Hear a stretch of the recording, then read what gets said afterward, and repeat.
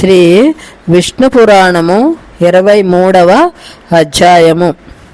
శ్రీ విష్ణు పురాణములో భాగంగా 22వ అధ్యాయములో భగవంతుని యొక్క అవతారములు 21 అని తెలుసుకుని ఉన్నాము. వాటిలో కొన్ని అవతారముల గురించి చెప్పటము జరిగినది. ఇక ఈ 23వ అధ్యాయములో కొన్నిటిని తెలుసుకుందాము. మొదటిదైన ఆదినారాయణుల అవతారముల గురించి తెలుసుకుందాము. బ్రాహ్మణ్యావతారము. ఆదిమూర్తి వదనము నుండి పుట్టినవారు బ్రాహ్మణులు, బాహువుల నుండి పుట్టినవారు క్షత్రియులు, ఊరువుల నుండి పుట్టినవారు వైశ్యులు, పాదముల నుండి పుట్టినవారు శూద్రులు. మానవులు నాలుగు జాతులుగా విభజించబడినది.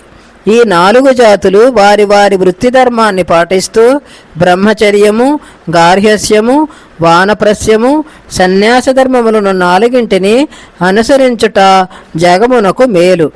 ఈ వర్ణాశ్రమ ధర్మాలను ప్రజలకు బోధించుటకై శ్రీమన్నారాయణుడు బ్రాహ్మణుడై జన్మించెను. అలా జన్మించిన శ్రీహరి ఆయా ధర్మాలను తాను అనుష్ఠించుచు ప్రజలకు వివరంగా బోధించెను.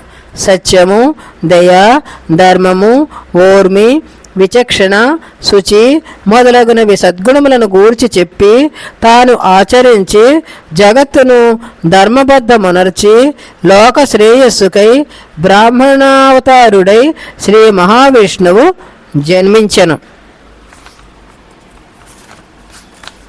ఇది 1 ఆదినారాయణుల అవతారము. రెండవది సనకసనందాదుల గురించి తెలుసుకుని ఉన్నాము.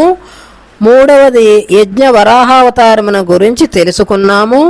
4వది నారదుని గురించి తెలుసుకున్నాము. దేవర్షి అయిన నారదుడు పూర్వము బ్రాహ్మణుల ఇంట పనిచేయుచున్న దాసికి నారదుడు పుట్టెను. వేదవాదులైన బ్రాహ్మణులకు బాలుడైన నారదుడు సేవ చేయుచూ ఉండేవారు.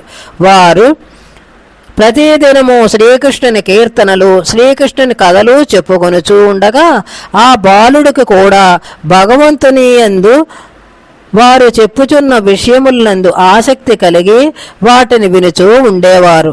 ఇలా కొన్ని రోజుల తర్వాత ఆ దాసి మరణించగా ఆ బాలుడు దుఃఖము చెందక అనేక పురములు, నదులు చూచుచూ ఒక మర్రి చెట్టు కింద కూర్చుని పరమాత్మను ధ్యానించడం మొదలుపెట్టెను.